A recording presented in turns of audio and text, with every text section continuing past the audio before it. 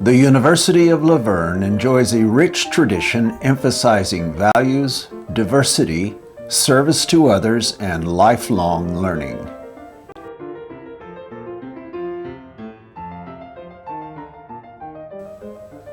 A key aspect of the university's philosophy is the importance of the arts as a means of expression. The arts are an integral component of the La Verne experience.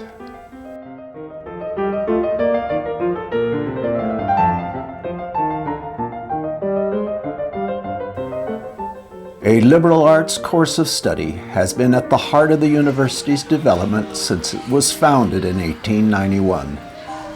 Throughout the years, it has affected and influenced the lives of countless La Verne students.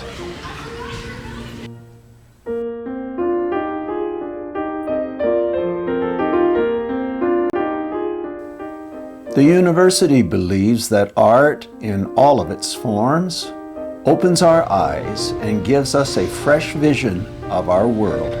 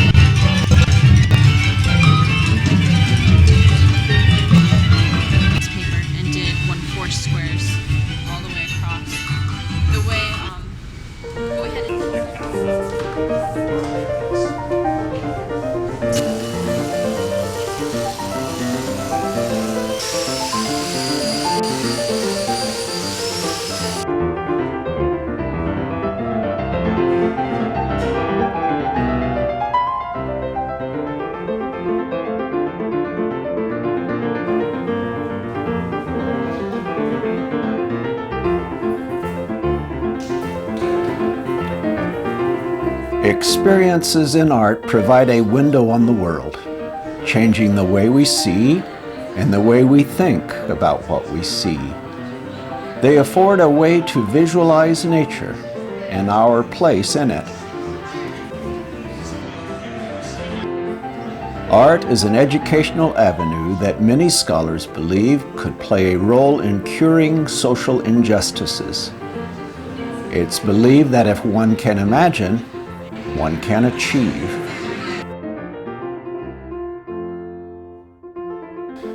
Initially recognized as a teacher education college, La Verne has evolved into a comprehensive university, offering a wide range of undergraduate programs, numerous master's degrees, 4 doctoral programs, and a highly respected College of Law.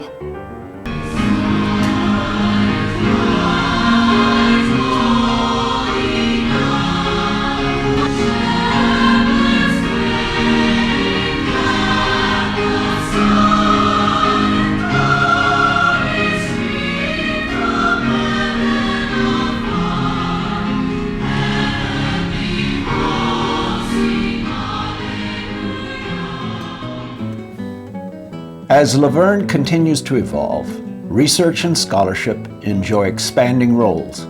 The university continues to accentuate teaching, learning, service, and leadership development in its mission to provide students academic and personal growth. Last year we won the sweepstakes. We got the best weekly paper in California. It's an opportunity to write for arts, to write for news, to write for sports, to write editorials, to write opinion columns. Since second semester on the Campus Times, my third semester here, I was sports editor, and now fifth semester at La Verne, I'm editor-in-chief.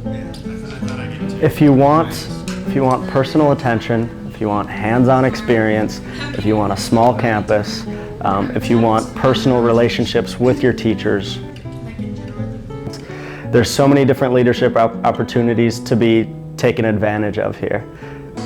We hope that the United Nations would play an effective role in promoting and protecting both the sovereignty and the territorial integrity of each African country.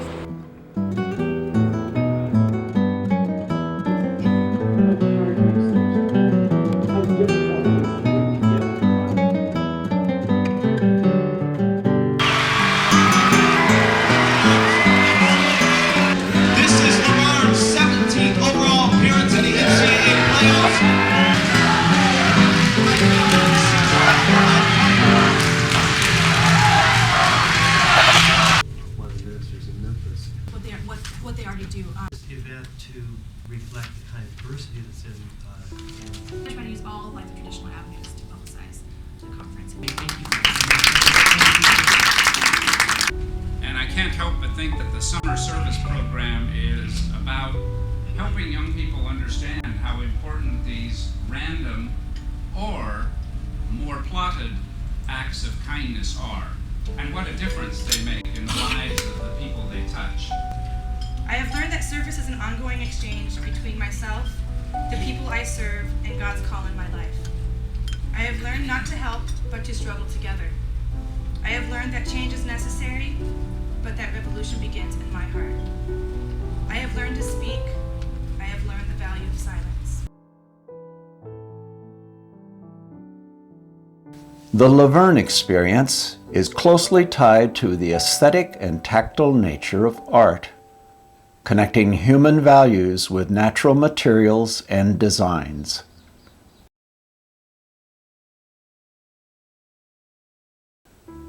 This year's President's Award recipient is a kindred spirit, exemplifying the values that the University of La Verne strives to instill in its students. Through a passion for his work, he is able to convey the importance of tradition and history, of faith, peace, and service to community.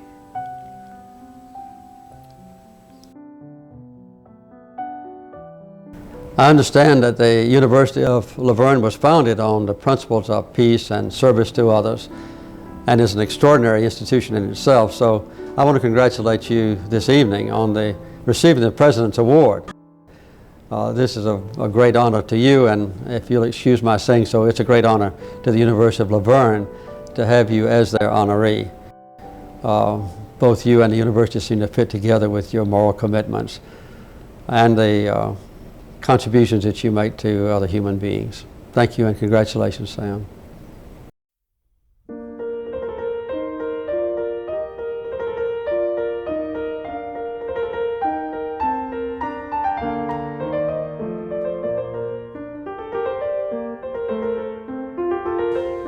Sam looks at nature and he sees in the roots of trees and the blossoms of flowers great things that inspire him to do the things he does.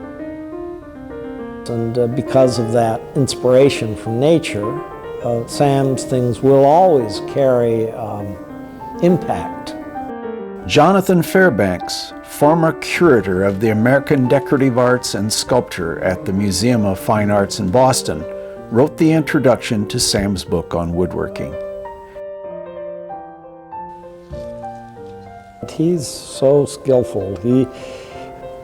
His mind and his soul can transform and make wood do what it probably wasn't meant to do.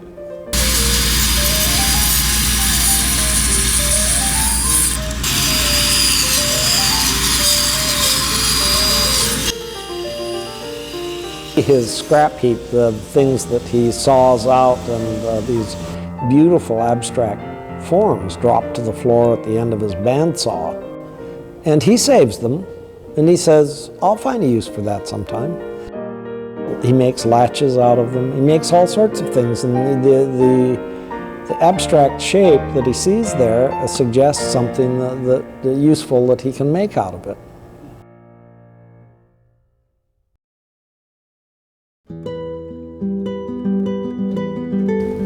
These hands, large as they are, and rather brutalized as they have been by little cuts and pieces missing and splinters and calluses, they have the wonderful ability to take a piece of obdurate material like wood and a few electrical saws and a few hardened pieces of metal and work that obdurate but yet soft-ish material wood into something as fluid and graceful as though it had been just formed out of the most liquid of materials.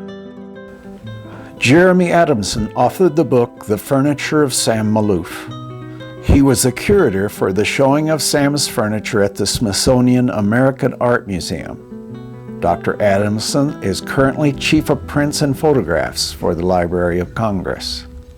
I mean, Sam has been a man who there's a charismatic quality. There's something that you cannot necessarily define, but you just enjoy being around him.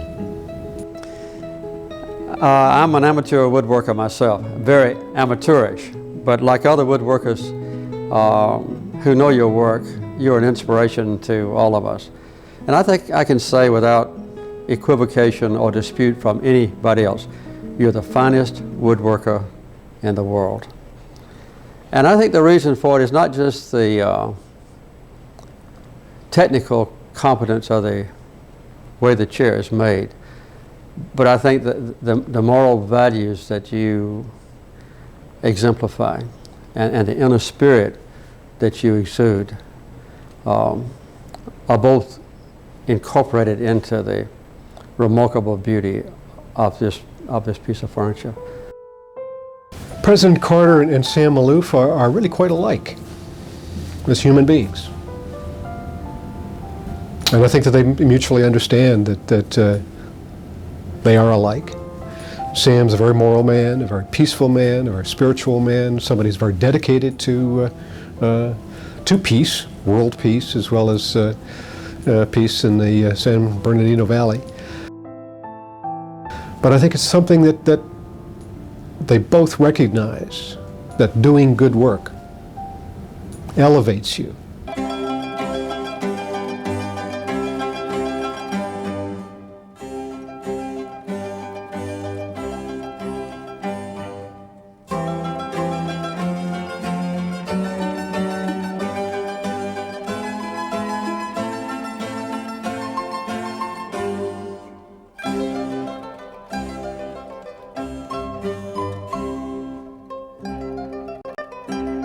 But what was your thinking when you decided to make the Carter chair out of this? Oh, well, he doesn't have one, and I've done a lot of other furniture for him. And it was the Nobel Prize, and I just thought I'd like to make one and give it to them. Yeah. And our friendship, we're good friends.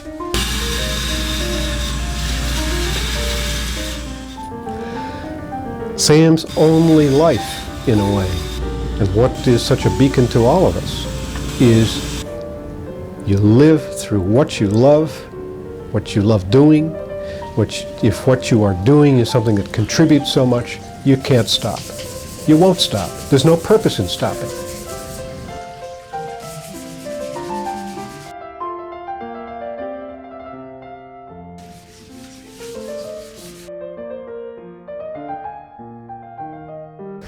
That feels so good, so good. How you make something out of, I understand, very unforgiving and hard wood, so compatible with the human body is a special treat. Well, when someone comes into my office and sees any of the furniture that you've shared with me, the first thing they do is admire its extraordinary beauty, but the second thing is they sit in it and say, wow, this feels like it's got cushions in it. When it's just really built to accommodate the human body so perfectly. Well, in every possible way, it's a source of great pride and appreciation.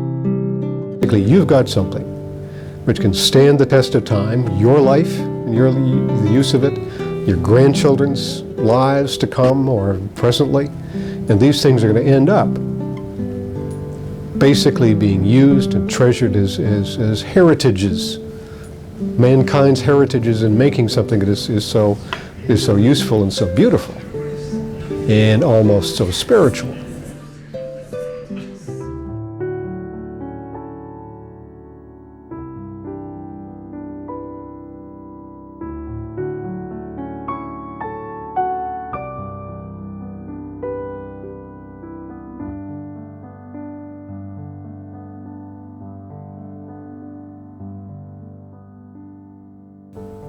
Sam has written, "I look forward to continuing to work with my hands, to be able to share with all of my family and friends the joy and satisfaction I have had in working with wood."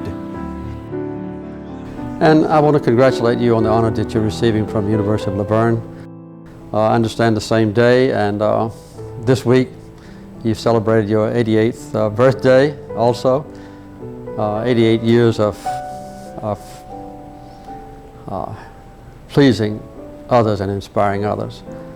I'm just a few years behind you, as you know, Sam, and one of the most precious things in my life is not only the furniture, including this piece, but also your personal friendship. It means so much to me. And in a very proper way, I want to extend to you love.